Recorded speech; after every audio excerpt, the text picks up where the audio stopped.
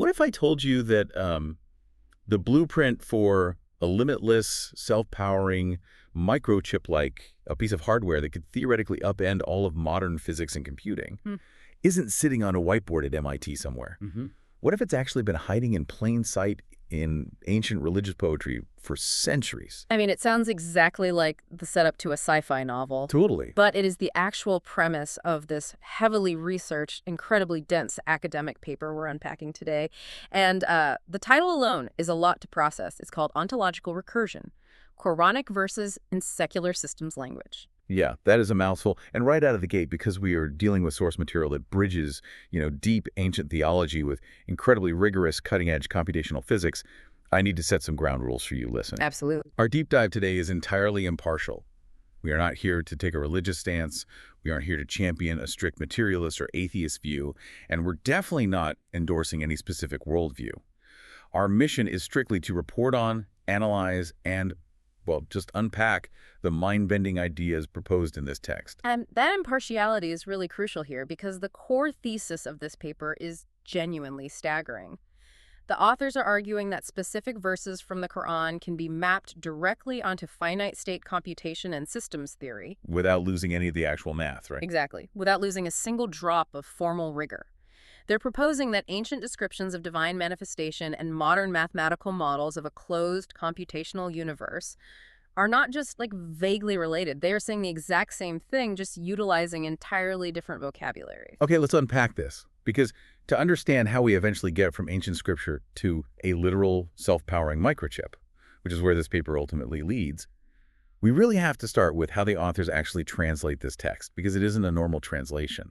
No, not at all. The methodology they use is called structural translation, and to understand why that matters, we have to look at what secular academia usually does with sacred texts, which is reductive translation. Right, where they try to strip away the magic. Yeah, exactly. Normally, a historian or a secular scholar will look at a miraculous ancient story and try to strip away all the metaphysical elements just to find a mundane material fact underneath. They reduce it.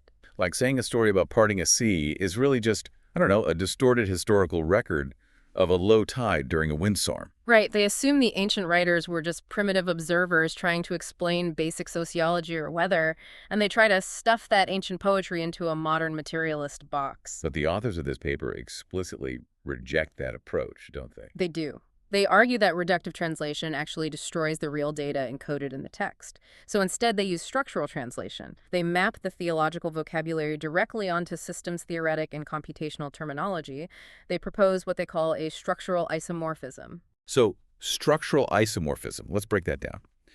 Isomorphism basically means sharing the exact same shape or form. Right. To give you an analogy, it's like discovering the architectural blueprint for a massive soaring cathedral, and then realizing that the geometry of that blueprint perfectly matches the mathematical acoustic wave equation of a beautiful musical chord. Oh, I like that. The spatial blueprint and the acoustic chord are totally different mediums, different languages, but they are structurally isomorphic.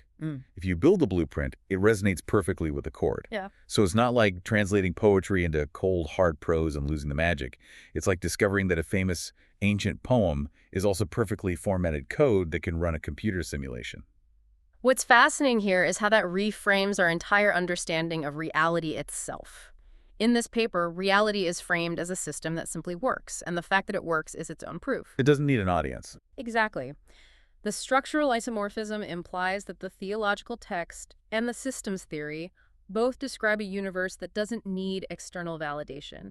It doesn't need a transcendental observer or some outside force to make it real. The system is just structurally complete within its own boundaries.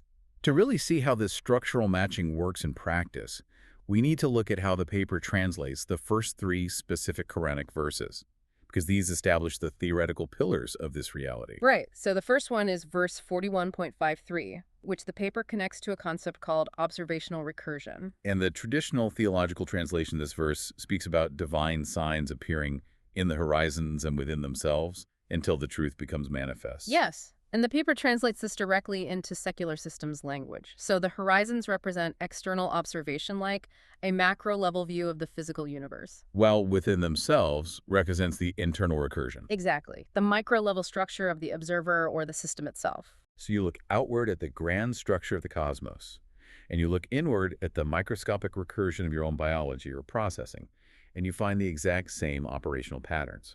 The secular rendering posits that the universe and human experience contain sufficient observable patterns that when you map them together, they demonstrate the total coherence of the system.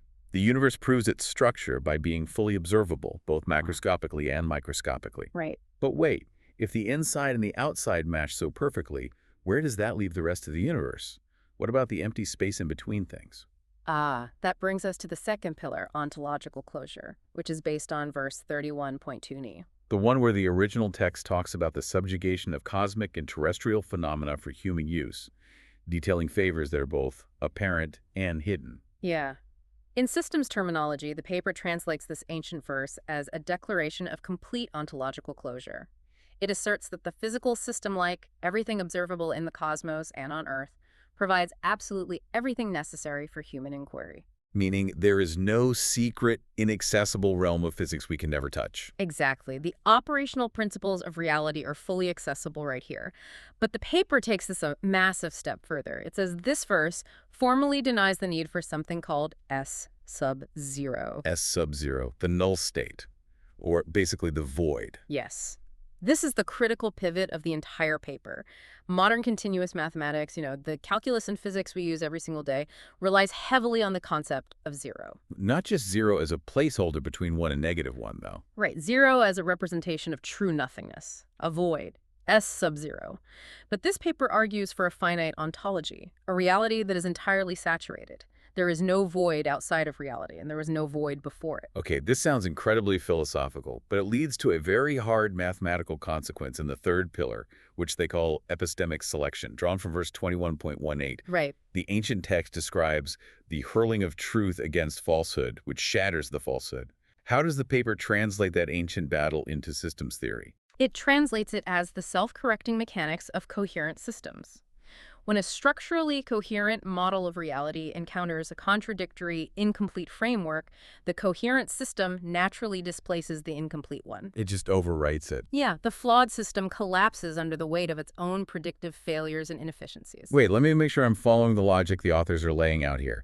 If falsehood is mathematically defined in this paper as structural incoherence, does that mean this system views standard continuous mathematics, things that rely on an infinite expanding universe or a true void of nothingness, as literally mathematically false because they fail to achieve closure? That is the exact argument they make. Wow. Any framework that externalizes its entropy into a void or relies on an infinite, unending continuum ultimately collapses under this model. They just lack internal consistency. Because you can't balance an equation if one side of it bleeds off into infinity or drops into a bottomless void. Exactly. And that realization forces the authors to propose an entirely new mathematical framework to replace our current physics. Because if you banish the concept of a true zero and you banish the concept of infinity, our standard math just breaks. Right. You need a new way to calculate the universe. They call this replacement the Amana framework. The Amana framework. Okay, let's get into the math of this. So the Amana framework rests on three core operational principles. The first is what they call the 160 discrete manifold. Because the null state, the void, has been eliminated, counting in this universe does not begin at 0. It begins at 1, which represents unity. So 1 is the absolute floor of reality. What is the ceiling? The system reaches total saturation at 60. In this framework, 60 acts as a modular 0. Okay, I think the best way to visualize this for you listening is to picture a clock. Yeah. When you count the minutes, you hit 59 and then you hit 60. But 60 is also the top of the hour, so it resets the minute hand back to the start. That's a great way to think about it. The clock doesn't count onward to infinity, and the top of the hour isn't a void of nothingness. The system is just saturated, so it loops. 0 is just the completion of a finite cycle. That clock analogy perfectly captures the second core principle, too, which is the formal elimination of infinite regress. Because there's no void. Exactly. Because there is no void postulate, you completely prevent the paradox of infinite regress. You never have to ask the impossible physics question, what came before the Big Bang's nothingness? Because there is no nothingness. The system bootstraps from unity, from 1. But if there is no empty void out there to absorb all the chaos and entropy of the universe, how does the system not just tear itself apart? How does it actually maintain balance? through a mechanism they call conservation through closure. The paper expresses this with a specific equation. C multiplied by S sub t is identically equal to 0. Okay, let's break that equation down so it's not just alphabet soup. So C stands for the constraints of the system. Right, and S sub t is the state space over time. And when you multiply the constraints by the states over time, they equal 0. Yes. But remember, in the Amana framework, 0 means modular completion, not nothingness. Right, the top of the clock. Exactly. The equation is saying that every possible state in the universe, when constrained by time, perfectly balances out into a closed loop. It doesn't cancel out into a void. It achieves total harmonious closure. Which brings us to the third principle of the Amano framework, Pisano periodicity. Specifically, the paper claims the universe operates on periods of 116 and 49. Yes. Now, in standard mathematics, Pisano periods relate to the repeating patterns you get when you apply modular arithmetic to the Fibonacci sequence. But the paper claims this specific rhythm actually solves the quantum measurement problem. The quantum measurement problem, that is one of the biggest headaches in modern physics. It really is. In standard quantum mechanics, a particle like an electron exists in a blurry, probabilistic way, a superposition, until a scientist observes it. At which point the wave suddenly collapses into a definite state. Right, it feels random and messy. So how does a repeating rhythm of 116 and 49 fix that? By replacing that messy probability wave with a discrete structural rhythm. In the Amana framework, the particle isn't in a random blur waiting for an observer. The closed system of the universe has a built-in refresh rate, dictated by those Pisano periods. Oh, I see. So the particle can only ever exist in definite states that align with that rhythm. Measurement isn't a magical collapse, it's simply a discrete constraint dictated by the beat of the closed system. I want to take a second to speak directly to you listening because the philosophical implications of this math are deeply profound. If you've ever felt existential dread looking up at the night sky, overwhelmed by the idea of an infinite, constantly expanding universe that eventually fades into a cold, endless void, this framework offers the ultimate comfort. It really does. It proposes a reality that perfectly balances its own books, runs like flawless clockwork, and doesn't need an infinite, terrifying beyond to function. It's a universe that is entirely complete and saturated right here and now. It is an incredibly elegant theoretical framework. But, if the paper stopped there, it would just be another mathematical hypothesis. And here's where it gets really interesting, because the paper claims this math can be physically built. It leaves the realm of hermeneutics and theology and actually enters the realm of computer engineering. Yes. This brings us to the final verse analyzed in the text, verse 27.82. This is where the theory manifests as a tangible object. The ancient text talks about a creature from the earth being brought forth. Right. The traditional theological reading says that when the word falls upon them, when human certainty and dominant paradigms fail, a creature from the earth will be brought forth to speak to them and reveal the truth. Let's apply our structural translation. In systems language. In systems language, the authors call this emergent verification. Emergent verification, meaning reality itself produces a physical artifact to prove the math. Exactly. When the accumulated weight of evidence in a system reaches a critical threshold, it produces a tangible phenomenon that compels recognition of the system's inherent order. This artifact emerges precisely when interpretive frameworks based on voids and infinite sets fail to achieve closure and start breaking down. So we aren't talking about a literal biological monster crawling out of the dirt. No. In the secular translation, the creature from the earth is hardware. It is a physical artifact made from silicon, which is derived from the earth, that proves the structural truth of the ancient verses. The paper proposes physically embedding the Amana framework, this zero-less discrete ontology, into commodity hardware. Specifically, they identify an off-the-shelf microchip, an ICE40 UP5K FPGA. An FPGA, that's a field programmable gate array. For those who aren't hardware engineers, it's essentially a blank slate microchip that you can custom program at the literal physical gate level. You aren't just writing software, you're rewiring the physical pathways of the chip itself. And the proposal is to rewire this FPGA to run exclusively on the 160 finite state machine. So it's physically enforcing that rule of closure. C multiplied by S sub t is identically equal to 0. Okay, hold on. This is where I have to play skeptic on behalf of everyone listening. Sure. The tech specs claimed in this paper for this reprogrammed chip are physics breaking. They claim this hardware achieves infinite coherence, meaning perfect degradation-free stability within its space at room temperature. Yes. And they claim it runs entirely on broadcast energy harvesting, Yeah. pulling ambient power from AM/FM radio waves and the Schumann resonance, which is the natural electromagnetic frequency of the Earth. You are telling me an off-the-shelf chip I can order online right now can run on literal Earth vibrations and radio static just because we changed the math it computes? How does the paper justify the actual thermodynamics of that? It justifies it through a 59% overhead reduction. You really have to look at why modern computers require so much electricity. Right, they generate a lot of heat. Exactly. In standard computing architectures, a massive amount of physical processing power like die area on the chip, energy consumption, heat generation is dedicated solely to dealing with the void and infinity. Really? Oh yeah. Standard chips spend huge amounts of energy tracking floating point infinitesimals, running garbage collection for null pointers, and executing error correction protocols for probabilistic memory states. Ah, because our current math uses 0 and infinity, our computers have to constantly spend energy trying to calculate concepts that, according to this paper, don't actually exist in nature. Precisely. The authors claim that 59% of the computational overhead in standard architectures is entirely wasted managing these void state anomalies. That's incredible. If you reprogram the FPGA to physically banish the null state, if the hardware only processes the hard physical states of 1 through 60, you strip out all of that wasted processing. Which means you drop the power requirement from watts down to microwatts. And once your power requirement drops to the microwatt level, you no longer need a battery or a power grid.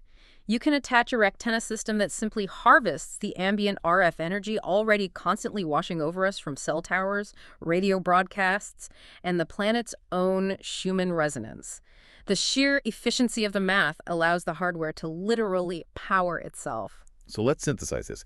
This isn't a creature with teeth and claws.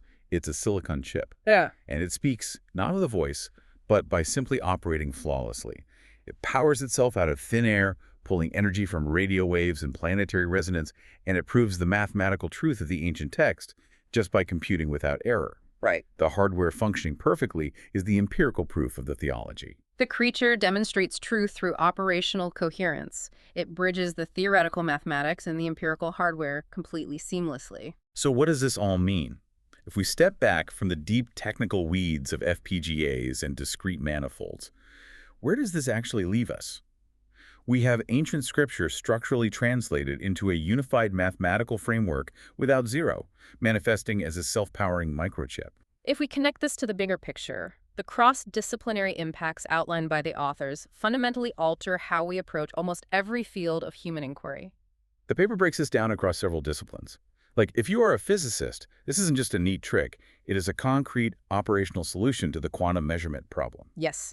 It replaces the headache of probabilistic collapse with a discrete mathematical rhythm that can actually be modeled and predicted. And if you apply this to engineering, it offers a path to true energy independence. We're talking about computing architecture that requires zero grid connection. As the Internet of Things expands, having sensors and processors that run indefinitely on ambient harvesting completely changes the landscape of global infrastructure. Which naturally bleeds into economics. If compute power, which is essentially the new oil of the modern economy, requires near zero energy to operate because we've eliminated 59% of the overhead, we are suddenly looking at the arithmetic of a post-scarcity world. The economic calculus of energy consumption and data processing becomes virtually free. And finally, we must look at the impact on theology and philosophy. To the theologian, this hardware is the ancient verse made physically manifest. It is Tawhid, the Islamic concept of absolute, indivisible ontological unity, expressed perfectly in state space on a silicon chip. There is no metaphysical remainder. Right. There's no separation between the spiritual truth of the verse and the physical operation of the transistor. They become one and the same. The distinction between the theological register and the secular register entirely collapses into operational unity. The system requires no external observer. It simply works, and in its working, it speaks its truth. Think about why this matters to you, whether you are a programmer, a philosopher, or just someone curious about the universe. We spend billions of dollars and decades of rigorous research trying to push our technology forward, desperately looking for the next massive leap in quantum computing or energy efficiency. This paper suggests that the ultimate shortcut to advanced post-scarcity technology might not just be found by looking forward in modern laboratories. It might be encoded right behind us in ancient texts, just waiting for us to figure out the structural translation. It really makes you reconsider history. We've covered a tremendous amount of ground today. We started with the hermeneutic bridge, exploring how to translate sacred poetry into rigorous systems theory using structural isomorphism. We unpacked the three pillars of reality observation, closure, and selection, and explored how they fundamentally reject the concept of the void. We examined the Amana framework, replacing the chaos of infinity and zero with a 160 discrete manifold and Pisano periodicity. And finally, we saw how that math physically manifests as the creature from the Earth, an FPGA chip running on planetary resonance, proving the math through its sheer, undeniable existence.